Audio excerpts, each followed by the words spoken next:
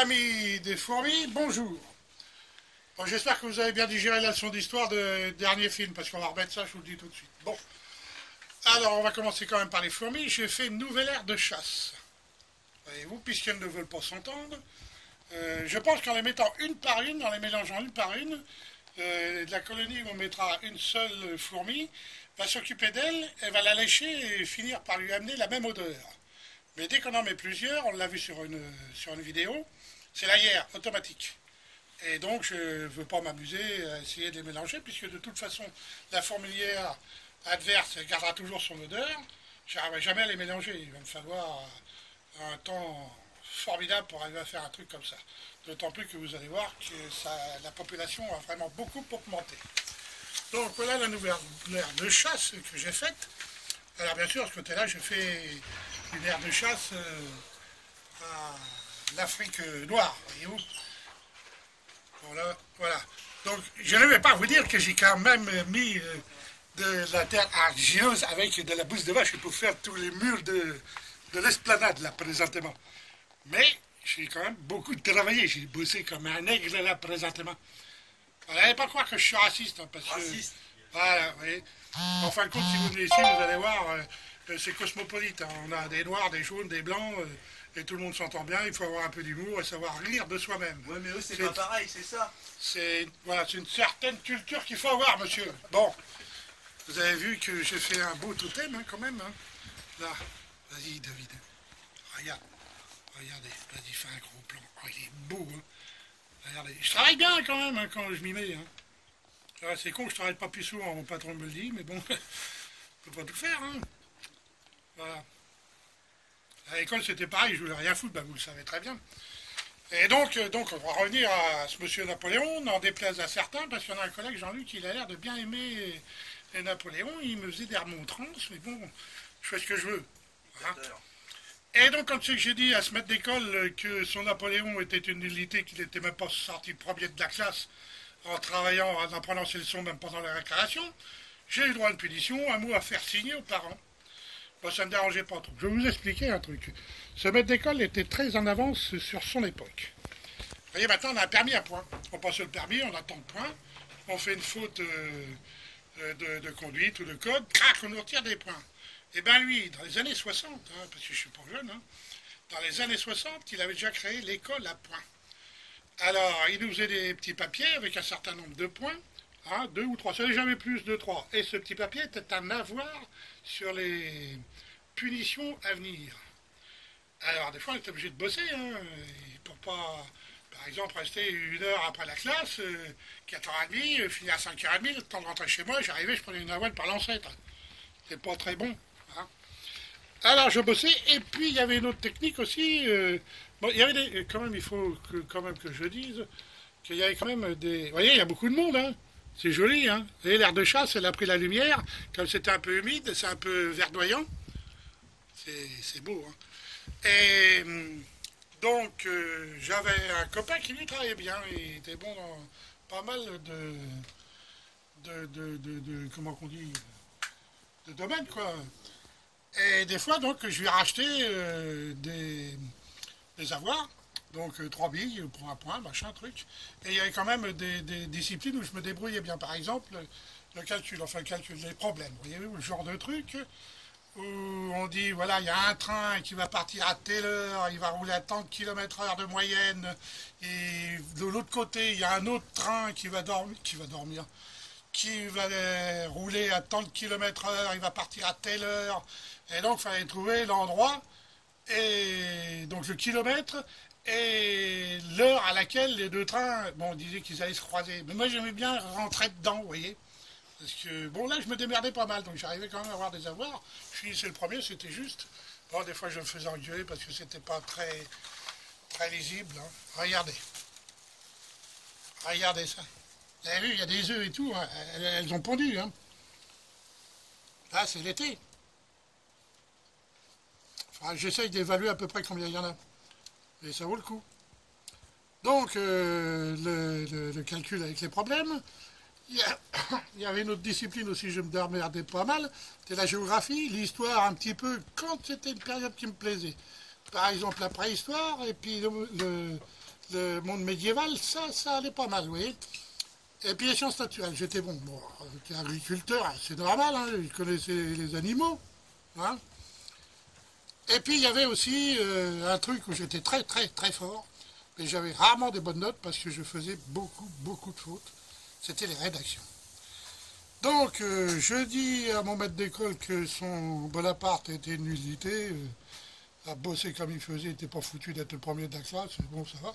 Donc, comme je vous dis, punition, punition, regardez, la reine elle est là-dedans, mais on ne la voit pas, elle est tellement protégée, toutes les petites fourmis, elle s'occupe bien d'elle, il la nettoie, il la nourrit, c'est tout. Mais dans cette colonie-là, elle a drôlement progressé, vous vous souvenez que du reste, on en voit encore qui ont l'abdomen retourné, mais il y a de moins en moins, dites donc. Mais par contre, elle fait beaucoup, beaucoup de petites, mais pas des grosses têtes comme de l'autre côté. Il y en a quelques-unes, mais elles sont moins nombreuses. Alors donc, mon Gugus, là, mon maître d'école, il m'allume, il me retire des machins, des points. Et puis un jour, il me chope avec mon copain à qui je rachetais des avoirs, oui, des points, des avoirs. Je les appelle, il sait quoi ça? Alors j'explique, hein, de toute façon il travaille bien, il est toujours sage, il n'est jamais puni, il a plein de trucs en plus. Alors j'y rachète, il n'était pas content, et donc il m'a pris tout ce que j'avais. Et après il mettait donc le nom à la personne à qui il donnait, et puis il signait, et puis le nombre de points, 1, 2 ou 3. Donc là, ça commence à me pomper l'air. Et puis un jour, je ne sais pas, je crois que j'avais foutu un mec, j'avais rempli les lavabos, je crois que c'est ça. J'étais responsable de la récréation. Enfin, j'empêche les autres de se battre sans me battre moi-même, c'était bien. Et il y en avait un qui n'arrêtait pas de m'emmerder. Puis je ne pouvais pas le coincer après l'école, à 4h30 après l'école. Il y avait sa sœur qui travaillait dans une petite boîte, elle était secrétaire ou je ne sais pas quoi. 4h30, elle était avec sa deux chevaux devant l'école. Et hop, il sautait dans la deux chevaux, il rentrait chez eux. Donc je ne pouvais pas le coincer. Et un jour, il y avait des grands lavabos à côté des toilettes. J'ai bouché les deux trous d'évacuation de l'eau. J'ai rempli le lavabo, j'ai attendu, j'ai foutu la tête dedans. Ah oui, il s'était débattu, il était tout mouillé ce Quelle violence!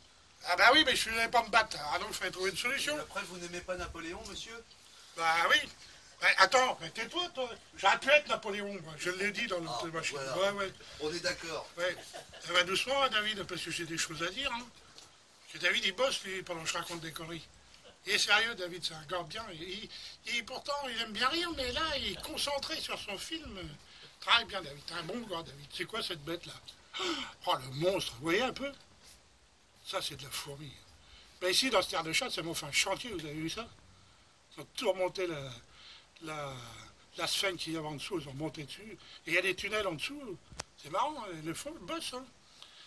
Alors, donc il nous coince.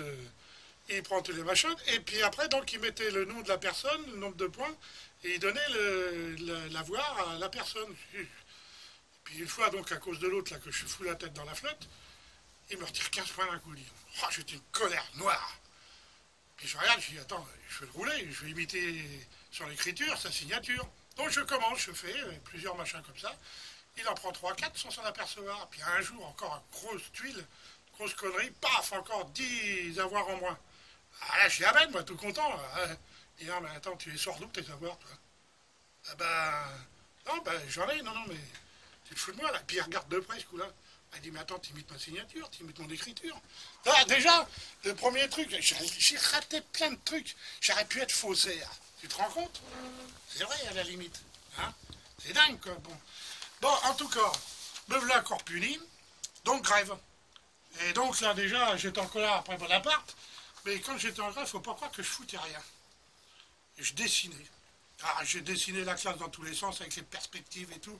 Des fois, je faisais un gros plan sur la fenêtre et puis je dessinais ce que je voyais dans la cour. Il y avait une partie des marronniers. Dans le fond, il y avait des petits hangars pour stocker le bois de chauffage pour l'hiver. Et puis bon, comme j'étais en colère après Napoléon, je me suis mis à dessiner Napoléon. Napoléon en train de se battre avec un ennemi à l'épée. Napoléon en train de pisser derrière un arbre. Napoléon accroupi dans un fossé en train de... bon, je reste poli, vous comprenez? Hein? Oui, des faits. Bon, tais-toi. Et puis, j'ouvre quand même le livre d'histoire pour en regarder, parce qu'il y a des images, tout ça. Et puis, donc, je dessine, il y avait le bicorne, le beau chapeau, bicorne, donc je le dessine, tout ça. Et il y avait le tricorne, ses copains. Et il y avait des tricornes. Donc, je me suis mis à dessiner des chapeaux tricornes. Puis je me suis aperçu qu'en les retournant, ça faisait comme les gros cendriers qu'il y avait sur les bars dans les bistrots, les cendriers triangulaires. Donc, je me suis mis à faire les cendriers triangulaires. Et puis après, j'ai fait des ronds, tout ça, de toutes les formes, tout. J'aurais pu devenir le Guy de Vraine des cendriers de bistrot. Ah, c'est vrai que j'avais beaucoup de vocation. Hein. Faut pas oublier aussi qu'avec le dessin, Hitler, il a commencé par le dessin. Il a fait de la peinture. Il a été, comment elle s'appelle, la télo, là derrière, à Vienne, aux Beaux-Arts à Vienne. Non, il a été refusé des Beaux-Arts. Oui, il a été aux Beaux-Arts à Vienne, il a été refusé. T'es pas content, c'était des Juifs qui tenaient ça. Après, on s'étonne qu'il y a des génocides. Mais des fois, c'est vrai, quoi, merde. Et donc, j'aurais pu devenir Hitler. Vous seriez tous sur le front russe, là, les mecs. Hein. Ouais, tous sur le front russe. Bon, voilà. Bon, je suis en train de déconner, là, mais bon, il faut en revenir un petit peu à notre Corse. En fait, bon, les Corses, il faut dire, c'est pas des foudres de guerre. Hein. Ils sont pas très courageux. J'en ai connu que 2 qui ont bossé. C'est vrai. Tino Rossi qui a fait pleurer toutes les bonnes femmes. Et puis Bonaparte qui a foutu l'Europe à feu et à sang. Nous, on a bien Corse ici, mais on ne sait pas trop ce qu'il fout. Oui, il ne faut pas dire que je suis raciste, il y a de tout ici. Il ne faut pas que je critique une ethnie quelconque. Hein. Voilà. Alors, donc, on en était à notre Bonaparte qui était sorti de l'école avec son brevet de capitaine. Et il traînait dans les rues de Paris, il ne savait pas trop quoi faire avec ce brevet, il fallait qu'il mette ça en application. Et puis il avait un pays, je ne sais pas si un pays, c'est un mec qui est né dans le même village que vous. C'est-à-dire qu'il avait un pays donc qui était à Nice. Bon, à l'époque, on ne prenait pas des vacances comme on en prend maintenant. Hein. Il était là-bas pour une raison bien précise. Donc Bonaparte va le rejoindre, il discute un peu, et donc il s'appelait comment Salicetti, il s'appelait ce Corse. Et il était là-bas à Nice pour surveiller l'évolution du siège de Toulon.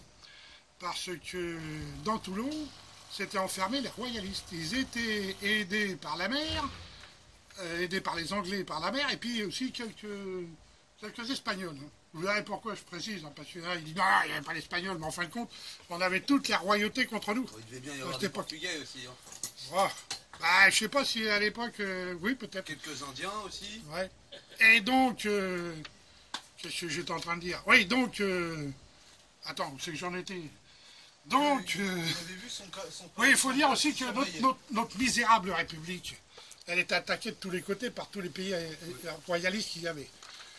Et donc, là-bas, au siège de Toulon, il y avait le commandant, il n'était pas Carteau, il s'appelait Carteau, il n'était pas très bon. Et comme un heureux hasard, le capitaine d'artillerie se fait blesser.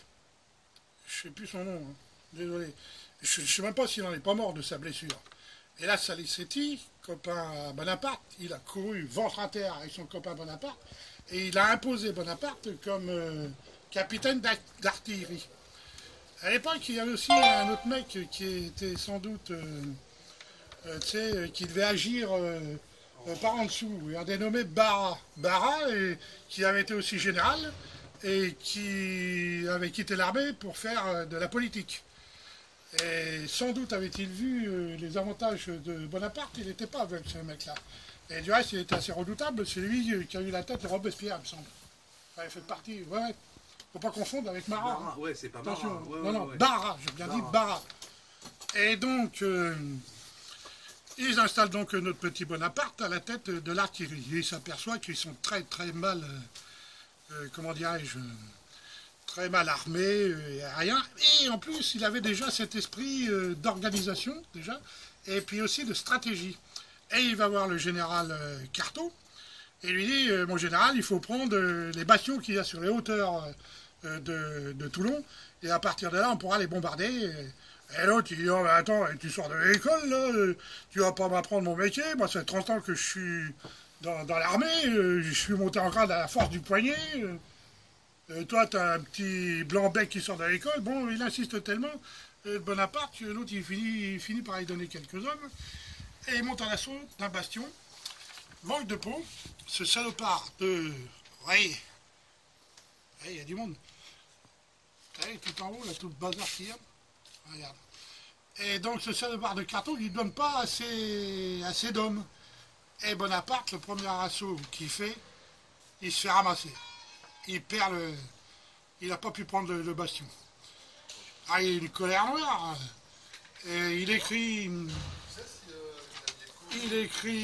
à son copain, Salicetti, il écrit au gouvernement, je ne me rappelle plus si c'était le gouvernement de l'époque, c'était quoi à cette époque-là mince alors. Aide-moi donc, toi, la télo, là. Bon, enfin bref, il écrit au gouvernement de l'époque, en lui disant, votre général, là, il est nul, moi je peux faire mieux que lui, machin, truc. Et donc Barrett doit toujours être derrière. Et en fait, ils finissent par virer le général Carton et ils mettent le général Dugommier. Et c'est pas une connerie, hein, il s'appelait bien Dugommier, le nouveau général. Et dans le même temps, Bonaparte obtient le commandant et le commandement de toute l'artillerie, indépendamment des ordres du général. Et là, Bonaparte, il commence à tout réorganiser. Il trouve le moyen de réquisitionner, en fait, l'armée réquisitionne une fonderie, il fait faire des canons, il réorganise tout, et là, je regarde la caméra, en fin de compte, j'aurais pu me concentrer sur ce que je raconte. Et là, quand tout est prêt, en plus, c'était mal organisé, il y avait les sans-culottes qui étaient indisciplinés. Ah, les sans-culottes, hein, pour les ignorants, c'est pas des mecs qui se battaient en slip, hein, comme moi derrière l'église. C'était des mecs, des prolos, et pour faire les différences entre les bourgeois et les nobles, ils mettaient un pantalon de toile. Tandis que les autres, ils avaient des culottes de satin, de je sais pas quoi, ça brillait. Et là, donc, une fois que tout était réorganisé, en plus, il avait une puissance de travail redoutable. Il y a quand même des trucs bien, je suis emmerdé hein, quand même de le critiquer, parce que il bossait toute la journée, quand il était fatigué, il enlevait sa redingote, il étalait par terre, il s'enroulait dedans, il dormait 1 heure et il repartait. C'était vraiment un phénomène. Donc quand tout a été prêt, il est monté à l'assaut du principal bastion qui s'appelait l'Aiguillette. Ouais, ça s'appelait l'Aiguillette. Je me rappelle bien parce que les paysans, quand il y avait une famille où il y avait plein de gosses, ils disaient au père, enfin au mari, il faudrait nouer l'aiguillette parce qu'il en faut les moyens de monde. Hein. Donc nouer l'aiguillette, ça voulait peut-être dire châtrer. Et donc le bastion s'appelait l'Aiguillette. Donc je dis ça parce que je me rappelle bien. Hein. Il rigole derrière, mais c'est vrai. Hein. Donc, il monte à l'assaut, il prend. Là, il installe ses canons et tout. Il bombarde le port. Les Anglais, le port et la ville aussi. Hein. Les Anglais, ils remontent en bateau, ils se sauvent en courant. Ils remontent en bateau, ils se sauvent en courant. Et puis là, quand je vous disais qu'il y avait des Espagnols, il y avait un bateau qui était plein d'explosifs. Et il y a un Espagnol qui a foutu le feu. Ça a pété à travers tout le bazar. Enfin, voilà, Toulon a été pris. Il y a eu un massacre aussi, mais je ne pense pas que Bonaparte ait participé. Donc, notre ami Bonaparte a aidé, et donc ça s'est su... c'est le directoire, c'était le directoire à l'époque. Pas parce qu'à l'époque, on changeait souvent de gouvernement, il faut dire. Hein. La Convention, qu'est-ce qu'il y a eu, là, Théo? T'as eu la Convention, t'as eu la Terreur aussi. T'as la Terreur, la Constituante... Bon, à l'époque, ça rigolait pas, hein, les gouvernements. Là, on a un peu mou, là, vous voyez, nous on en a un, là, on fait bien de le faire sauter, ce gouvernement. Mais bon, il n'y a plus de Robespierre, il n'y a plus de Barre non plus, il faut dire. Il n'y a plus de Danton. Il n'y a plus de... Hein? Il n'y a plus Danton, il n'y a plus rien. La politique, maintenant, ce n'est plus de la politique qu'on a, c'est de l'argent. C'est l'argent qui fait la politique. Bon, en tous les cas, il va dire, ça y est, le qui lance dans la politique, ne rigole pas, David, c'est vrai. Donc, en tous les cas, notre Bonaparte, il remporte, grâce à lui, grâce à Napoléon, Toulon est réduit à néant, les royalistes sont pris, et comment on dit, tous les honneurs en reviennent à ce petit capitaine, et il rentre à Paris. Là, il est nommé brigadier général, il s'occupe un peu de la défense de Paris, tout ça, mais c'est une période creuse. Bon, je crois qu'on a fait le tour aussi de toutes les fourmis, donc on reprendra le cours d'histoire dans le prochain film. Bon, rappelez-vous que Bonaparte était... Un vrai salaud. était... Mort à Sainte-Hélène. Donc Bonaparte C'est était... Léon qui lui a crevé le bidon. Eh ben voilà. Et donc que Bonaparte, bon, il était général de brigade et que là, il se fait un peu chier dans Paris et il faut qu'il trouve une solution. En fin de compte, il sent que son pouvoir, il ne peut que l'avoir par la guerre. Et on va lui fournir les moyens. Merci de votre visite, chers téléspectateurs. Nous nous reverrons dans très peu de temps.